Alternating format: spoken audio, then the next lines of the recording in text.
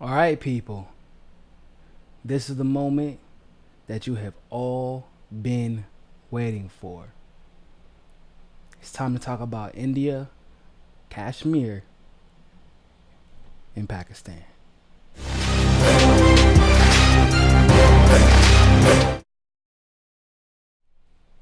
Now, for weeks, people have been asking me to do a video about India, Kashmir, and Pakistan. Um, an unbiased video. And the reason why is because, as usual, there's been a lot of sensationalism when it comes to this conversation. A lot of it has been emotionally charged. A lot of it has stemmed from not only propaganda from the US, but really just Western propaganda and the way our media is driven. I feel like our media is very much so like you have to have a bad guy. You have to have a bad guy. Like, we don't know how to have a conversation unless we have a bad guy. It's what it seems like. And so I really don't talk about this issue often. And there's a reason for that. And although I knew what the reason was when like I said, I don't talk about it often. I did want to do a video and gather all the information I can and put it into, a reasonable format that you all can digest easily. And so you can understand why you probably should also shut the hell up about trying to tell the Indians what they should and shouldn't be mad at, the Pakistanis what they should and shouldn't be mad at, the Muslims what they should and shouldn't be mad at, the Hindus what they should and shouldn't be mad at, and the Kashmiris what they should and shouldn't be mad at. Sometimes, as I will explain today, if you are a Westerner, and I can't stress this enough, if you're a Westerner, sometimes it is just best to shut the hell up and admit that you don't know as much about the situation as you think you do. So for here, I'm going to first share the video if you can. I'm going to be reading a little bit more than I usually read for my shows. But I want to make sure I get this as right as humanly possible. That's why. Matter of fact, let me go ahead and share this too before we even get started. This is an important video. I know a lot of people want to watch live, so we're going to.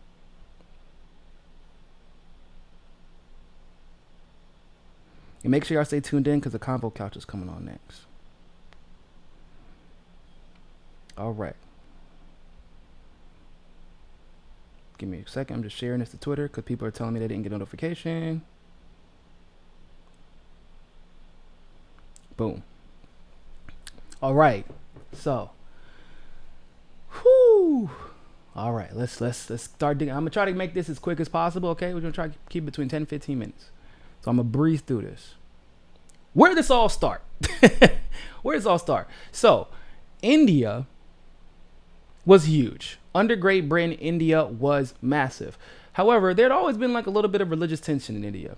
Now, a lot of that religious tension was exacerbated by Great Britain. What a surprise. Another Western white dominated country gets involved in a country of brown people and start messing everything up. I know, not a big surprise. However, Great Britain didn't really do India any favors. After World War II, but also after World War II, the tensions between the Hindus and the Muslims became heightened. Now, you would have thought that Great Britain would have done something to mitigate this. Nope. Great Britain was too broke to mitigate a damn thing. If you all recall, Great Britain was obliterated because of World War II. They couldn't even afford to keep their own country together. And so it was time for them to drop India off a roof and see if they can fly. That's basically what happened. So what took place was the partition of 1947. Now, there are some people who like to play India is they're right-wing fascists. If Modi's a right-wing fascist and the National Congress Party isn't a right-wing fascist or nationalist, and once again, I'm listening to Westerners say this, And if you knew anything about how Indian politics work, most of the people that get put in charge are Hindu. That's the whole reason that a lot of those quote unquote territories or states were put in the modern day India, was because they were dominantly Hindu. And that is how the partition was divvied up. So you had India created, that was mostly Hindu. Pakistan, which is northwest. Kashmir, which is right above. And then I think further northeast is like Bangladesh. But that's a different discussion for a different day. Problem is, Great Britain did not do a good job at all. They messed it up. They rushed it because, once again, Great Britain was broke as hell, and they can no longer afford to take care of India's problems as their own. And so they moved up the partition date like 6 or 7 months, and they accidentally put some Muslim-dominated areas in Hindu India, in some Hindu-dominated areas in part of Kashmir and part of Pakistan. What did this result in? Millions of Muslims and Hindus and even Punjabis, from what I read, were displaced. But they were all displaced in various areas where they were not liked. So Hindus were being slaughtered by Muslims. Muslims were being slaughtered by Hindus. Punjabis were being slaughtered by, everybody was just attacking everybody. It was not pretty at all. At all. Now, it is important to mention that when India separated, they were considered, even though they were Hindu dominated, they were considered to govern as a secular state. I would probably liken it to, I guess, the United States. How we have under God for everything.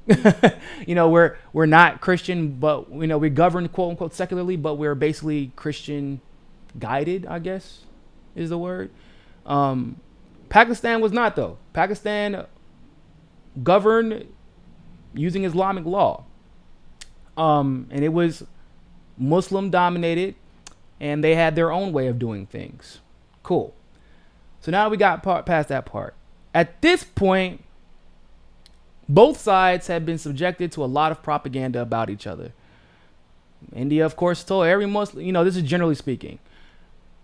Indians are told every Pakistani hates you. They're all crazy terrorist Muslims. And same thing. Pakistan said every Hindu wants to slaughter you. Of course, that's not true about both sides, technically. But that's what they were told. And given the tumultuous nature that Pakistan was separated from India, you can imagine that there is just no love lost there from either side. Important to understand. So, like I said, August 14th, 1947, Pakistan was separated from India. India became the Hindu state, ran secularly. Pakistan became the Muslim state and was adherent to Islamic law. Now, this is an important note. This is not to be confused with Sharia law. Sharia law was officially recognized in Pakistan in 1978 under Zia ul Haq. Don't quote me on that name because, that is the person who did it, but that accent is not one of my faves. So, prior to this, personal codes, as far as law is concerned, only included elements of Sharia law, but Sharia text was not used to adjudicate until 1978. Because of some of the tensions that caused the split and the sloppy manner in which the country was partitioned, over 1 million people, Hindu, Punjabi, and Muslim, were made into refugees, and many were killed, unfortunately, while they were trying to make that trudge to their respective nations. So how did Kashmir become a part of India? Well, that's kind of a tricky question. Not all of Kashmir technically belongs to India. The northeastern part of Kashmir was invaded by China and was taken from India, and it's now called Askai Chin. Probably did not pronounce that correctly. Northwestern Kashmir was given to China by Pakistan, but Pakistan still controls it. Weird thing. Don't really understand it. Don't really care to at this moment. That's not the important part. Now, here's where things get dicey again. There, of course, India has its part of Kashmir, or at least it was about to, because there was a section of Kashmir that remained neutral. This part is kind of weird because it was dominated by Muslims, as the rest of Kashmir, but the monarch who was the head of state was Hindu. When asked, like all the other princely states could have joined Pakistan or India. Like every other state had this option, and this is including Jammu and Kashmir. But the monarch was probably thought he was being reasonable. Like, look, I have a Muslim-dominated country, and I'm a Hindu. If I join y'all, I might not have my head not because they're Muslim, but because of all the tensions that were going on. A lot of tension. Everybody was pissed. Remember, this has got context. This is the damn late 40s where everybody's got done shooting machine guns at each other and crawling over each other with tanks. Everybody's a little heated at this point. So he said, I'm going to stay neutral. Well, unfortunately, his people did not believe him. The people began to rebel. However, the Pakistani rebels and militia went in and began to rebel against the government. Now, the monarch, fearing for his damn life, admittedly, goes up to the prime minister of India at the time. I want to say the prime minister's name was... I can't remember right now. It's somewhere down there. I'll tell you in a second. But the prime minister, he goes up to the prime minister of India. Like, bro, we need some help. We gonna die if you don't help us. And the prime minister of India was very clear. He said, look, man, I can't get involved in your conflict because you're not technically a part of our country. And so the monarch was like, oh, nah, bro, we Indian now. So the monarch, within his right, made Kashmir a part of India. It was within his right to do so. I looked it up to see if there were any disputes, like international disputes to this. They were following the guidelines of the partition as directed and agreed upon by all the princely states. So India didn't do anything wrong here. So then, of course, India walks into to Kashmir. They go back and forth. They're fighting with Pakistani forces, going back and forth. And then they end up going to the UN. The UN negotiates a ceasefire. They tried to split up Kashmir. Didn't work. Pakistan felt that a Muslim-dominated population belonged to them because Kashmir is mostly Muslim.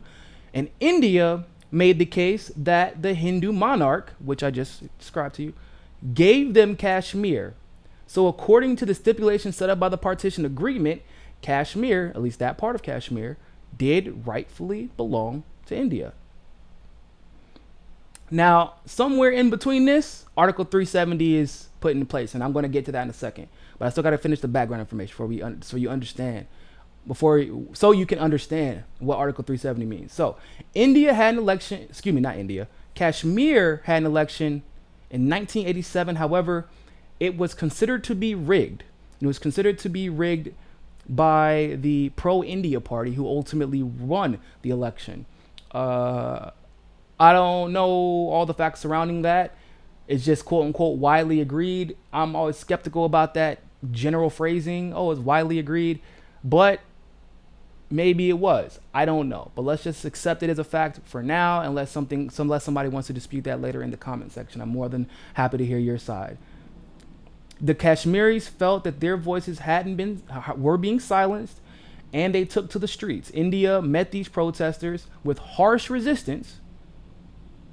But once again, if it isn't Pakistan, it's India. If it is India, it's Pakistan. Pakistan saw this as an opportunity to send some damn Islamic jihadist extremists into Kashmir to sow more discord. So up until not even just that point, but even up until this point, Kashmir is one of the most militarized countries or states, whatever you want to call it, areas, regions in the entire world. So what is Pakistan's role in Kashmir thus far? From everything I've gathered, and this is important to understand, by the way, because this is the part where everybody, or not everybody, nobody in today's media, nobody in today's discourse regarding this issue has been talking about Pakistan's side and how they've contributed to a lot of the problems in Kashmir. In the mid 1990s, Islamic radicals from Pakistan dominated that entire decade. So basically, it was Michael Jordan dominated the NBA, Pakistan dominated Kashmir. They were just running it. If you all recall, this was like the heyday of the Taliban, which Pakistan was working very closely with at the time.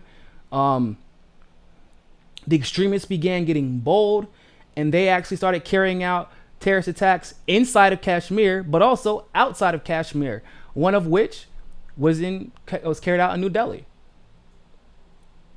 Now, from what I've read, once again, feel free to dispute this if you have some links to counter this point, but from what I've read, Pakistan does not reference any official doctrine that classifies Kashmir as a Pakistani state.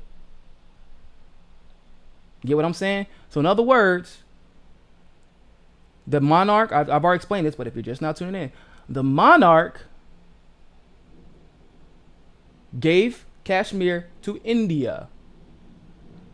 Pakistan's only claim to Kashmir at that time is that it's Muslim dominated. Now, I myself do not think that is a good reason for you to just lay claim to another nation because they just have more. Like, if America said that, like, Mexico had more Christians than, I don't know, Mormons, therefore it is ours, or more Protestant Christians than Catholic Christians, therefore it is ours, bruh, I would look at our leaders like, you know, lost your whole mind. So I don't think that's I personally, some people might think otherwise, but I personally do not believe that that is a legitimate reason to lay claim to another nation. So it also needs to be understood that there has been massive disenfranchisement and ethnic cleansing in Pakistan as well. Why do I bring this part up? Because if you all remember, this whole conversation with Modi is that he is a right-wing Hindu nationalist. He's a Hindu extremist. Now, by our standards, I want to be very clear, by Western standards, just about every single leader from either Pakistan or India would be considered an extremist in their own right. By American standards. And I, once again, cannot stress this enough. Why? And for one, why are people perceiving Modi more extremist, if you will, than Imran Khan, for example, who is the prime minister of Pakistan? Well, for whatever reason, our government has been hyper-focused on Modi. I also believe it does have something to do with the fact that America has, because of our atrocities committed against Muslims and because of how they've been discriminated against and how they have suffered from a lot of Islamophobia at our hands, we are hypersensitive to how Muslims may be treated anywhere in the world. And so we begin to hyper focus on one side, but not actually looking at the entire story. Because of the way Pakistan and India will partition, because of the circumstances, basically any leader from any of those countries is going to be, by our perception, an extremist. But you have to remember that these countries were created literally based off of religious lines. That's how they were split up. Is it fair? Is it right? Is it wrong? I'm not really trying to debate that because it's not my problem. It's not my issue. the cultural differences between Pakistan and India have left the people of Kashmir suffering. And that is what needs to be really understood. Now, once again, there was, because that's what I always hear, right? That Modi is trying to ethnically cleanse Muslims out of Kashmir, which is not true. It's literally not true. And there's some important parts to that story that people are not talking about. Gonna bring that part up too. So anyway, when Pakistan was first created in 1947, with that partition, Pakistan was 23% religious minorities. Did y'all know that? 23%. You know what that number is now? It's 3%. Religious minorities make up 3% of all of Pakistan. Mind you, at this current moment, we are being told that the Hindus are mistreating their Muslim minorities. Now, if I understand how, and I do, in case you haven't noticed, minorities in any given society are mistreated. So if somebody told me that Muslims probably suffered under a Hindu-dominated government and a Hindu-dominated people, probably. They have cultural differences and they don't like each other. That's just, unfortunately, that's like that's how the real world works. It's not right, but I'm saying it's not different than how black people are treated in America or how Muslims are treated in Canada. Muslims in Canada are treated pretty shitty. How Muslims are treated, I mean, it's just like a normal thing where minorities are. Now, once again, when we're talking about the ethnic cleansing issue, I cannot stress enough how not a comparison it is. India, for all of its issues with leadership, have never committed the type of, like, as far as state-sanctioned genocide. Because Pakistan's terrorism is state-sanctioned, so there's a difference. India has never committed this type of state-sanctioned genocide that Pakistan has against its religious minorities. It has, for whatever problem you want to assign to it, has never done that. You're talking about from 23% to 3% religious minority in Pakistan.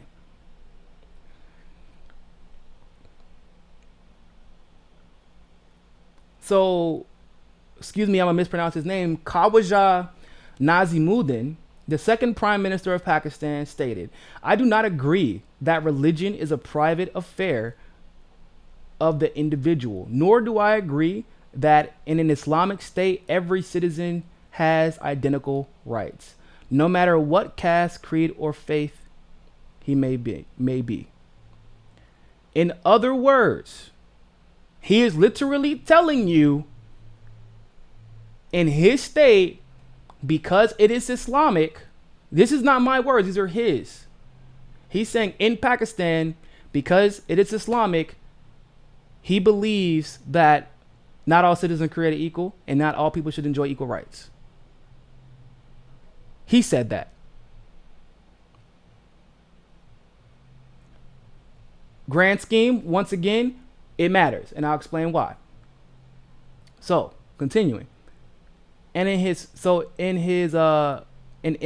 Khan, Imran Khan's the Prime Minister of Pakistan, his first official visit, he was actually faced with heavy protests from religious and ethnic minority groups due to the human rights violations, and not just human rights violations, but forced disappearances in Pakistan. Mind you, this is the current prime minister. This was not plastered all over the news. This was not widely discussed. This was not, political Twitter trending topic. And this happened in July. He came. I believe it was July. So he came in July. And it was not a thing. Literally, I'm telling you, people disappeared. At least that's what's being alleged, right? And nobody has seemed to care. I wonder why that is. So the problem is that a lot of those atrocities were not only carried out in Pakistan, where religious minorities were being persecuted, genocided, and forcibly disappeared. This was also happening in Kashmir. Okay? So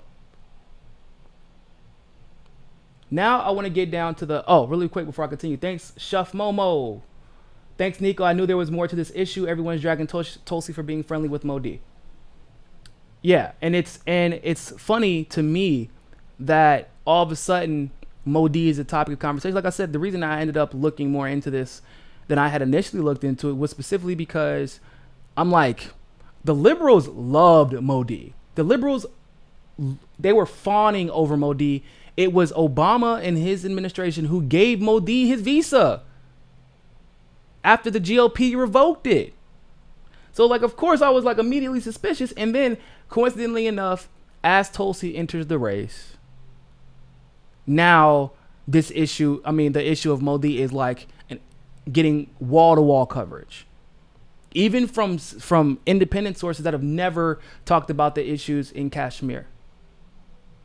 Mind you, once again, I just told you that this Kashmir issue stems back to 1947. And it is not black and white at all. And both India and Pakistan have done Kashmir dirty. And yet, now and I'm going to explain to you why it's even worse than what a lot of people may think it is. So, and by the way, now if you been watching since the beginning of the video, now you kind of understand why you on Twitter, you're like, why does every Muslim think that Modi is evil and every Hindu think that Muslims in Pakistan is the most evil? Because that's literally what they were programmed to do. I just told you, Great Britain made it like this. And they didn't help but their jacked up partitioning in 1947. And so, yeah, that's how they react. And that's why it's like talking at a door sometimes. Some people are completely and totally irrational. I'm not going to call any names out, Samira, but you sound kind of irrational, okay? When all you hyper focus on is everything that Tulsi does is Modi, and if you call Modi the butcher of Gujarat, that's stupid. There's nothing substantiating that. But people are they're emotionally driven with this issue because they have been conditioned to be that way. And it's something that Americans simply cannot understand in this context.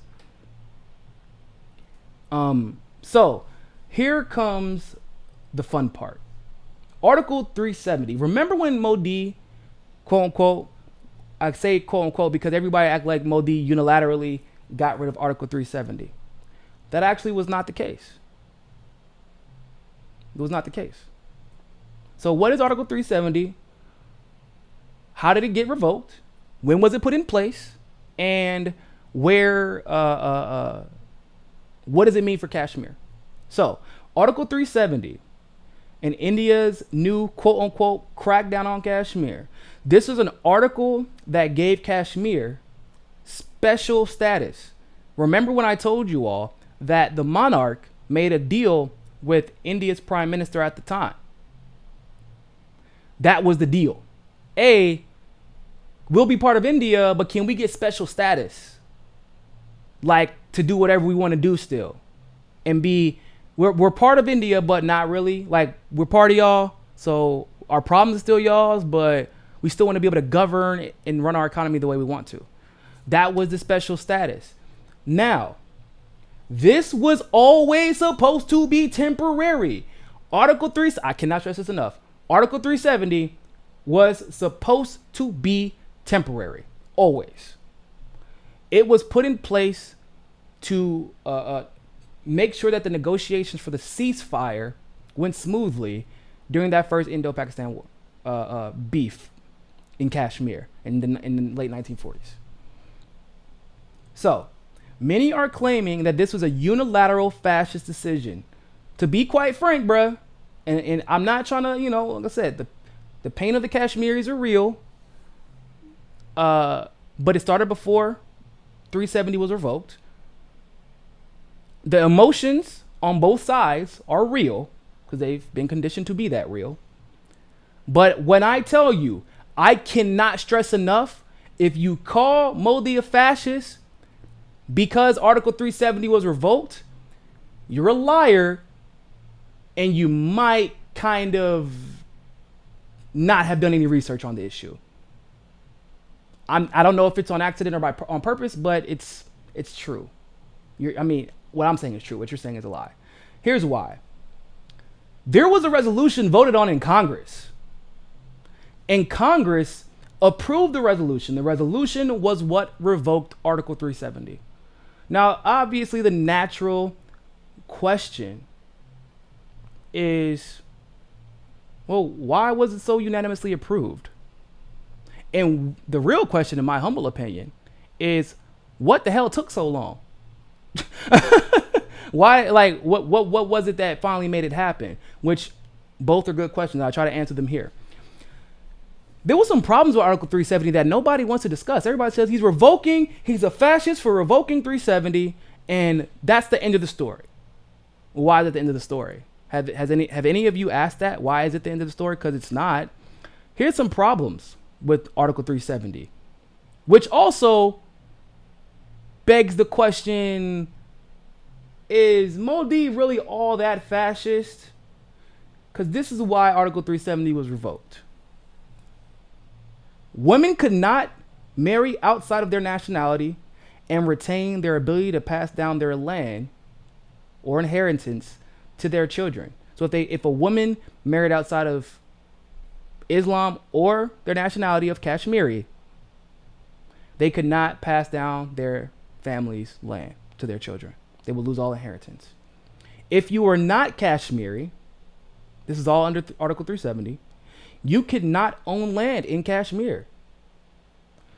Think about the world economy kind of slowing down right now. We all know that there's a recession really here, and we're in a depression seems imminent. That's important to remember. So if you're not Kashmiri, you cannot own land in Kashmir.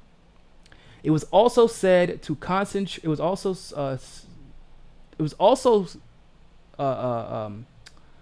said to have concentrated power in the hands of rich Kashmiri families who pocketed central funding. Why? Because who can own the land? Kashmiris. Well, if you're a poor Kashmiri, you're not all of a sudden going to be a rich Kashmiri in literally a generation and a half, maybe. You're not going to be able to accumulate the type of wealth that already rich Kashmiris were able to accumulate. And you're going to have even less control and say so than rich Kashmiris, because that's just that's the nature of money and power. So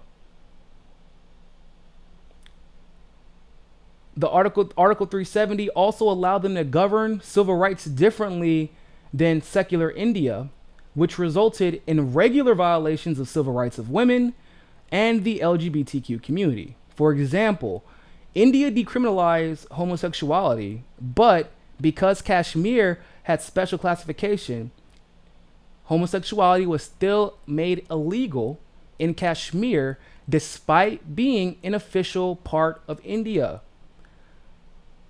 35A under Article 370 was probably the biggest obstacle to overcome, and it's because it bans permanent non-residents from settling into the state, buying land, or getting a government job, or scholarships.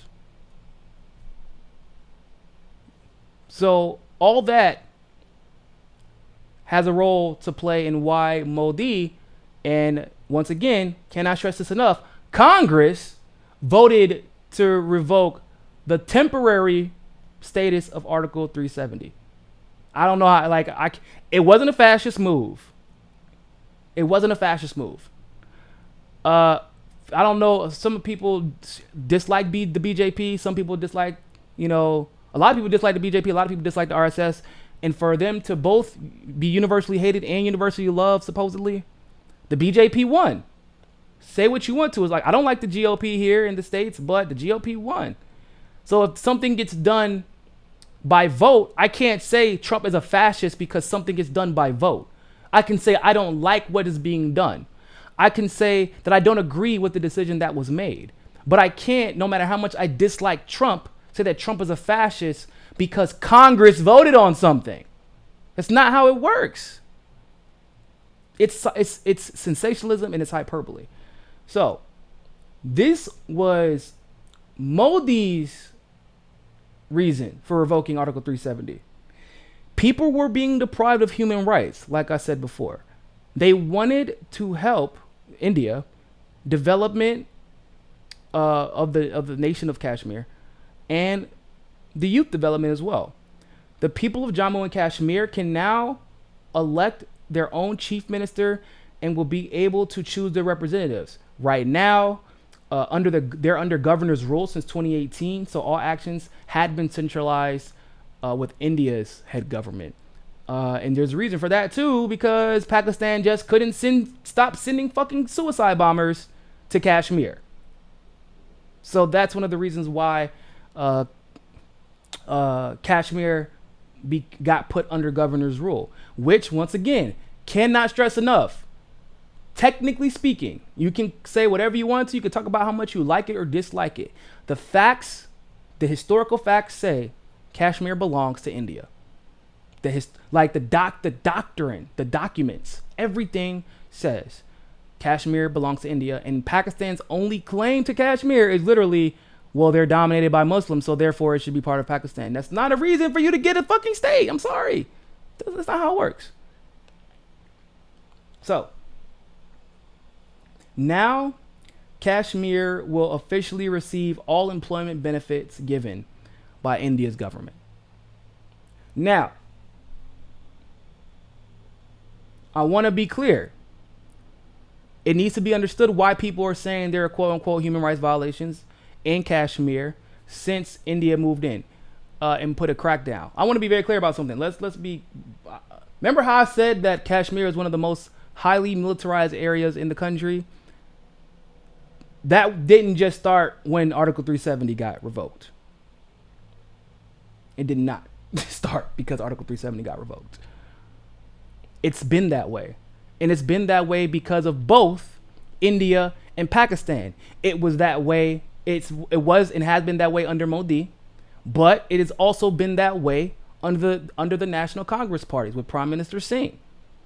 But people think that if Modi does a crackdown or militarizes the area to the same extent, once again, that Pakistan has been trying to do or has been doing, then he is uniquely a fascist, and Imran Khan in Pakistan have nothing to do with it, and National Congress Party that was in charge and doing the same exact type of things as Modi in Kashmir, they have nothing to do with it. It's just because Modi specifically hates Muslims. Once again, I cannot stress enough, the tension between Muslims and Hindus is far beyond any party line. If you're going to find an Islamophobe in the BJP, you will absolutely find Islamophobes in the National Congress Party. Cannot stress this enough. Has nothing to do with party lines. From everything I've read, has nothing to do with it. It's been there. The animus has been there. And if it hadn't been there, then why were conditions so deplorable under the National Congress Party as they're claimed to be under Modi's governance? Why was Kashmir still just being... They had no autonomy. They had no autonomy under the National Congress Party, really. They had no autonomy with Pakistan. Pakistan was constantly trying to absorb them and basically bomb the hell out of them so that they would say, hey, India, stop being here, so they'll stop bombing us. Because for whatever reason, I don't know why terrorists thought that maybe destroying Kashmir would make Kashmir want to join Pakistan. I don't know.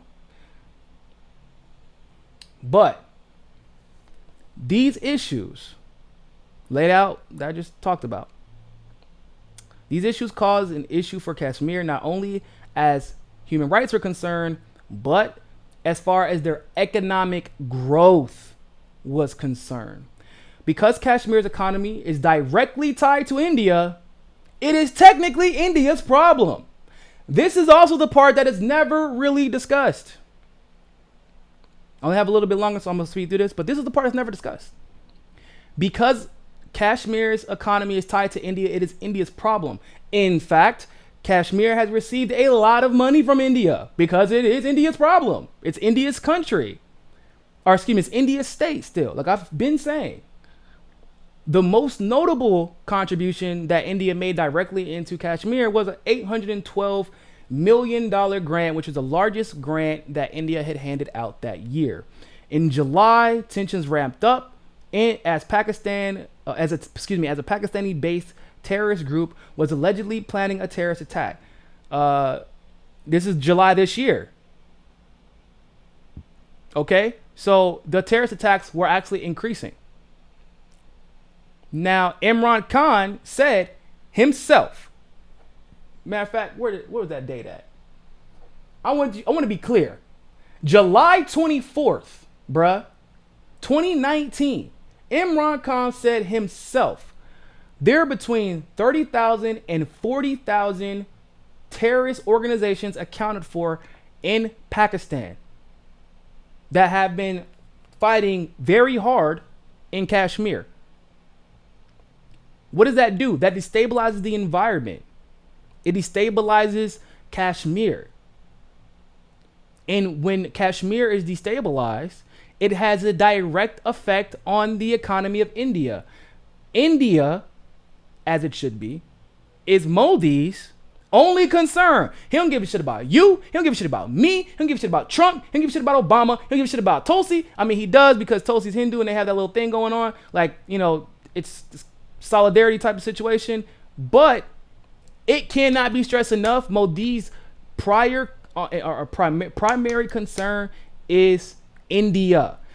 A weak economy in Kashmir has detrimental effects on India.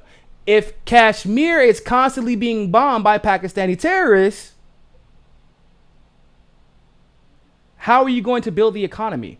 That is why the crackdown happened.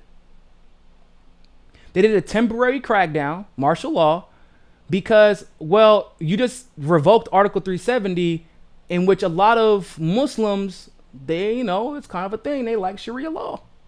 It's kind of a thing. These Muslim men, right? I want to be very clear about that. The Muslim men who dominated the region love Sharia law. They get to do what the hell they want to, and the women get kind of screwed, and you don't really have any choice. So, of course, what is a natural reaction? They're going to want to bomb Kashmir to make it not a very nice place to live, not a very nice place to invest.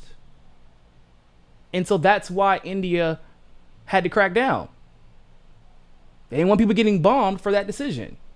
And Modi was very clear. He said once the smoke clears, within the next year, they're going to have even more rights than they had before. So the moral of the story is, by the way, really quick, why does Kashmir economy matter so much to India? Because right now, even though India was on a 5-year, they had the best GDP, economic growth in the entire world over the course of 4 years, 5 years actually. Problem is, the entire world is going through a recession right now. And that includes India. Once again, Modi's primary and only concern, don't give a shit about you or me, cares about India and India's people. So he did what very similar to actually what we saw the EU do when they brought in Romania and Bulgaria into the EU, when they realized that the world's economy was about to crash. When they used the United States real estate industry to dictate or to figure that out in 2006. So they were preparing for a market crash. So what do you have to do? You have to start. You can't count on other people's resources, import and exports and things like that. You have to count on whatever resources you have available in your country, and Kashmir has a lot of them. Whether it's tourism, whether it's their herbs, they have medicinal plants that can be sold and used for medication. So India did what was best, not only for the Kashmiri people, but for India as well, economically. That's my unbiased perspective. Now, the biggest complaint that Kashmir has, and it's a decent complaint, by the way, they want to be independent. They want to be completely and totally independent of both Pakistan and India. And I think that that's something that India should consider when the time is right. I think that they should consider allowing Kashmir to be independent. But once again, let me be very clear. I'm being a realist here. Kashmir is part of India. Like, you can't be upset and whining and it's like Puerto Rico, maybe they don't want to be part of the United States, but like, I would be literally lying if I was saying Puerto Rico isn't part of the United States. Get what I'm saying? It is actually almost an identical situation. It's almost identical. But remember how we always say we wish that the United States would just bring Puerto Rico in so that we can stop using the fact that they're only a territory to stop taking care of them. That's what they're doing with Kashmir. Now you get what I'm saying? Good. Okay. So, yeah. Now, as far as Tulsi is concerned, I'm doing a separate video on this. No, she should not be distancing herself from Modi. Bernie literally stood on the stage with Imran Khan, the Prime Minister of Pakistan, who I just told you all said, we got about 30 or 40,000 terrorists in Pakistan, chilling, fighting hard in Kashmir. I just told you that, right? And Bernie was literally standing next to the man on stage, didn't feel like calling him a fascist, didn't feel like attacking him.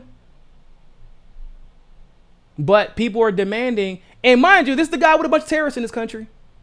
Openly, don't care, admitted to it. But people didn't expect Tulsi to distance herself from Modi. Not even just distance herself. Some people are saying, they're demanding that because she is Hindu, she must attack Modi and call him out. For what? Call him out. Because Congress voted on a resolution? Voted to repeal an article that was temporary. That's what you're asking her to attack Modi. And then what? Okay, now let's just say Modi is the worst person in the world, and he's just butchering people in Kashmir. Not the case, but let's just say if he was. Tulsi, probably the only federal level politician that would have any influence over Modi right now. She just chastises him and attacks him and makes him the enemy. He doesn't listen. He decides to double down. I'm just saying. Just say if that's the case. It's not what's really happening, but if that was the case, not listening, just double down. Then what happens? What does Tulsi do next?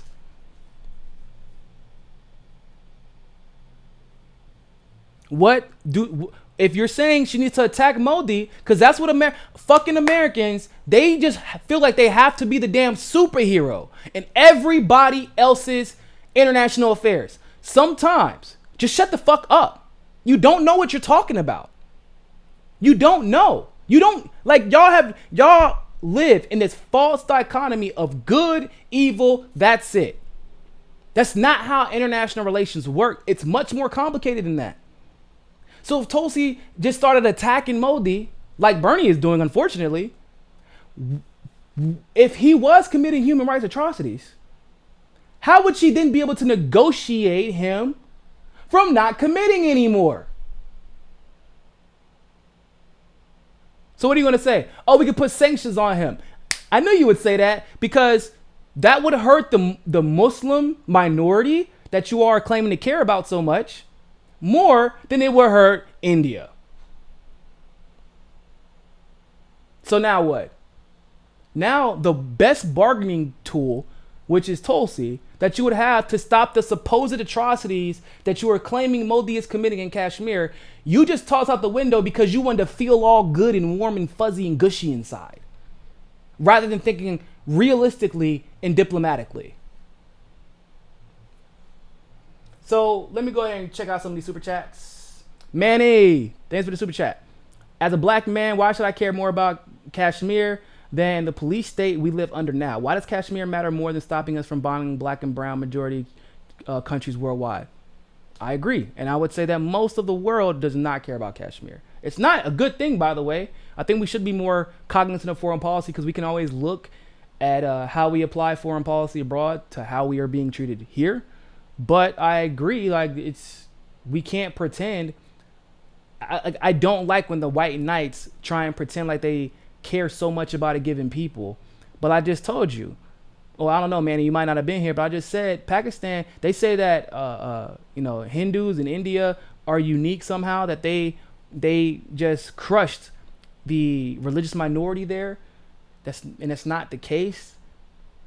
I can't say it's not the case because they definitely did have issues in the mid to late 40s and 50s. However, that is non-unique to them in this situation because, like I just said, Pakistan had 23% religious minorities. Now they're down to 3%. And it wasn't because they got a bunch of U-Haul trucks and moved out. They were slaughtered. I mean, when you have a country that openly allows terrorists, what do you think is going to happen? So, Notary S, thanks for the super chat. People need to understand Bernie's foreign policy team are Obama legacy hires. Yeah, he's not wrong about that, people. He's not wrong about that. My names, as a black man in America, do not care. I've heard that a lot. Not surprised. Charles Pereira. Nice to see the hypocrisy of going against U.S. imperialism, but defending Indian imperialism to defend Tulsi.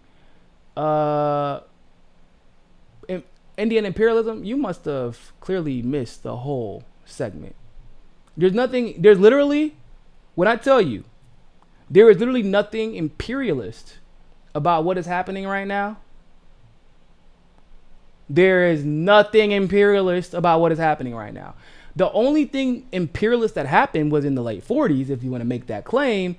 But Kashmir was literally given to India by the monarch in charge by the rules set by the partition agreement that was agreed upon by all the princely states.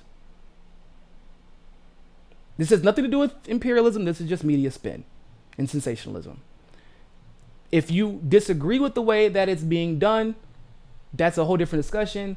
But once again, I'm not surprised that you have to go under martial law when you're worried that the people will get bombed if you do not bring the military into the streets, at least temporarily. By the way, once again, Pakistan has been illegally occupying Kashmir and no one seemed to care. I didn't see anything about that in your super chat. This is an issue between India and Pakistan and Kashmir, most of all. India, Pakistan, and Kashmir need to work this out. We need to stop dissuading our politicians from diplomacy. That's fucking stupid. It is idiotic. It is lazy. It is white knightism. You do not know the cultural nuances of these three nations. You do not know. You don't understand their beef because you are not from that area. The only way that the United States should be involved is with the United Nations in a situation where we are simply moderating. That is it. We should not be picking sides. We should be moderating. That's it. So if you're trying to stop Tulsi from negotiating with Modi, that's fucking stupid. If you are claiming to care about the Kashmiri people, attacking the guy you claim, by the way, is genociding them, which is not true. But you're trying to get Tulsi to attack the guy that you need to be negotiating with because he has a few more years in office. In case you haven't checked, Modi has like a 76% approval rating, bruh. In other words, he's not going anywhere. So it would be wise of you to encourage your one bargaining chip, which is Tulsi Gabbard, to negotiate with Modi. To do a fact-finding mission, which he's always been great at, and negotiate with him. If you were being smart, but you're not being smart, you're being emotionally reactionary. And once again, white knighthood, you think you can save the fucking world, and you can't do that. You cannot. So, I hope that this live stream is educational. I'm sure I got some things, kind of off a little bit, but it's fine. Like I said, there's a lot of information. I tried to summarize it and make it as palatable as possible. Thank you for sticking through this. Other than that, yeah, share this video with your friends. Share this information that you found. And always remember, more than anything else, people, find your balance. Peace. Hey, don't forget to hit that subscribe button if you like that segment of Mikasa Sukasa. Also, you can help us upgrade the studio and take this show on the road to cover the on-the-ground politics that you love by clicking on that GoFundMe link in the description and donating literally anything. Anything helps. Also, you can follow us on Rockfin, on Twitter, and on Facebook as well. And hey, more than anything else, people, always remember, find your balance. Peace.